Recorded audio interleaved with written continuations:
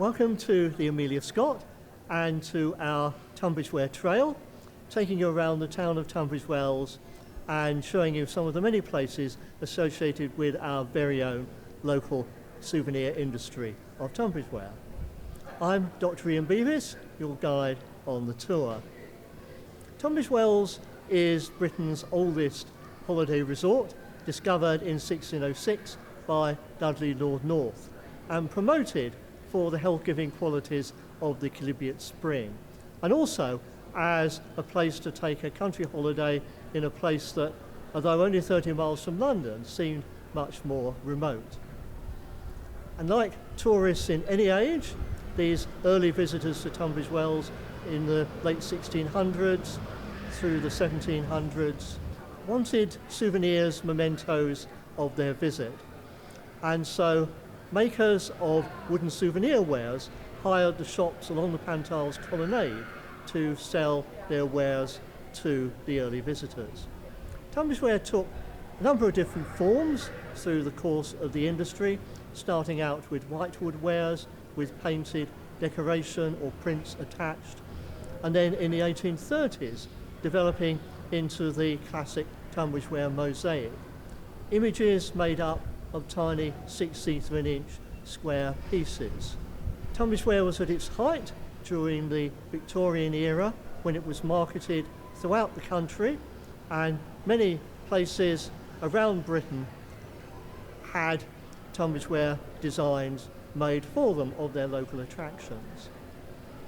Tunbridge Ware declined towards the end of the 19th century and the early 20th century, and the last factory closed in 1927. You can see many examples of Tunbridge Ware here at the Amelia in the behind-the-scenes gallery on the ground floor and in the workroom up on the first floor. And over the course of the tour, I'm going to be showing you also some additional pieces from our reserve collection. So enjoy the trail and enjoy the story of Tunbridge Ware. First stop on our Tunbridge Ware trail is Jalter House, which was used as a Tunbridge Ware manufactory by several generations of the Burroughs family, who were pioneers of the mosaic technique in Tunbridge Ware. The most notable were Humphrey Burroughs Senior and Junior, who occupied these premises between about 1810 and 1845. We have here an example of their work. This is a tea caddy. See the little compartment inside. And it has a beautiful design of a little girl riding on a donkey with her parasol. And this commemorates the fact that Humphrey Burroughs Senior was very proud of the fact that little Princess Victoria, who took several holidays in Tunbridge Wells, used to buy articles of Tunbridge Ware for her family and friends. And he produced a print showing her riding along in front of his shop on her donkey after her morning ride on the common.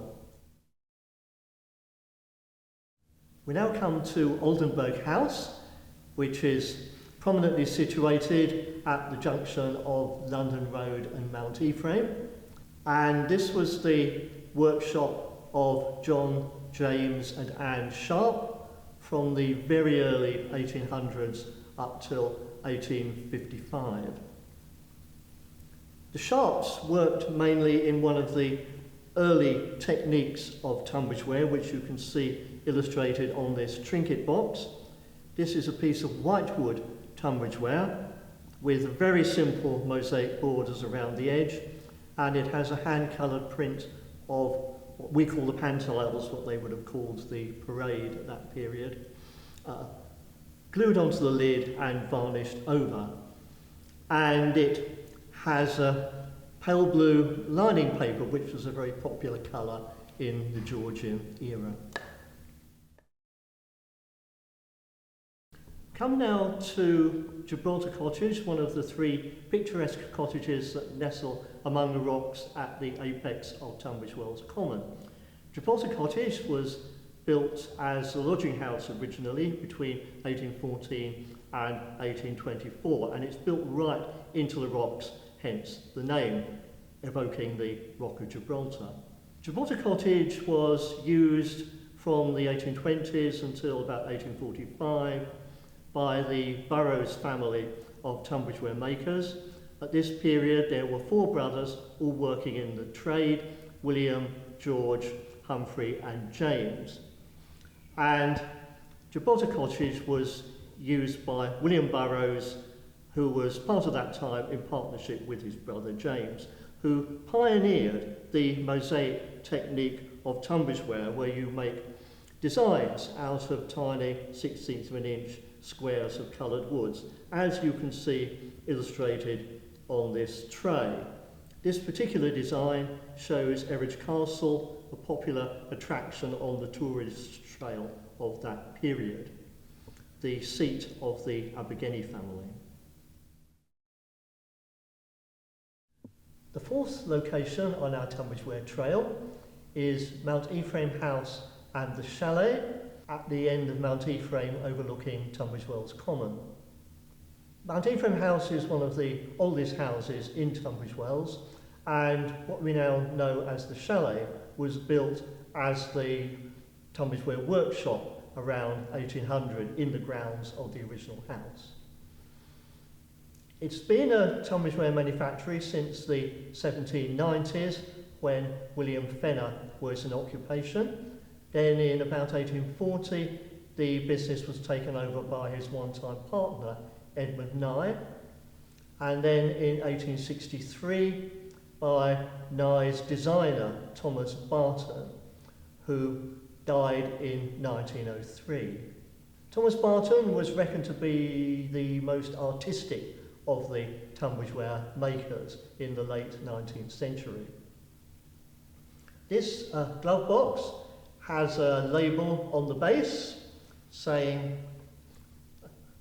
Thomas Barton, late Nye, Tunbridge Ware manufacturer, and it's lined with purple fabric, and it shows the perspective cube pattern, which was very popular among the Tunbridge Ware makers, particularly Thomas Barton, and illustrates the wide variety of different coloured woods that the Tunbridge Ware makers had available, especially the remarkable green oak, which was the effect of a fungus on fallen logs in the local woodlands.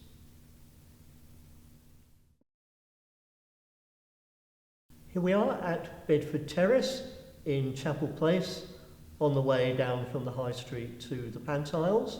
And here at number 6 Bedford Terrace lived and worked Alfred Talbot, who was one of the large number of smaller Tunbridge Ware makers. There were, in the mid-1800s, about half a dozen major factories employing several workmen, up to 40 in fact in one case.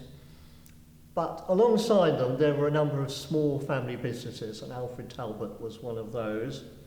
This glove box is attributed to him, and it has on the lid a panoramic view of Tunbridge Wells as you see it from the top of the common, looking out across, at that time, the newly built Calverley estate, developed in the 1820s and 1830s. Alfred Talbot was working in the 1840s and 1850s from this site. The final stop on our Tunbridge Ware trail is the Pantiles, Britain's original pedestrian precinct, where many of the old Georgian Tunbridge Ware makers would have had shops in the late 1600s and through the 1700s. We're looking particularly at numbers 8 to 10, which was from the 1820s through to 1845, a repository, as they called it, or showroom of the Burroughs family of Tunbridge Ware makers. It was then taken over by Henry Hollenby, who had been apprenticed to George and James Burroughs in 1831. Henry Hollenby was the most prolific of the Tunbridge Ware makers, employing about 40 workmen at his factory in the Frant Road. and he continued until 1891. This is a blotter produced at Hollenby's factory, popular stationery item in the Victorian era, and it has on the lid one of Hollenby's trademark topographical views, showing one of the places on the Tunbridge Wells tourist trail. This one depicts Bayham Abbey, the ruins there on the Kent-Sussex border. Henry Hollenby was one of the last of the Tunbridge ware makers, but the very last was the firm of Boyce, Brown and Kemp, founded in 1873 and going on until 1927. And just to the side of Hollenby's repository is what was formerly Rachel Porter's gift shop, which was the main retail outlet in Tunbridge Wells for Boyce, Brown and Kemp in the latter days of the industry.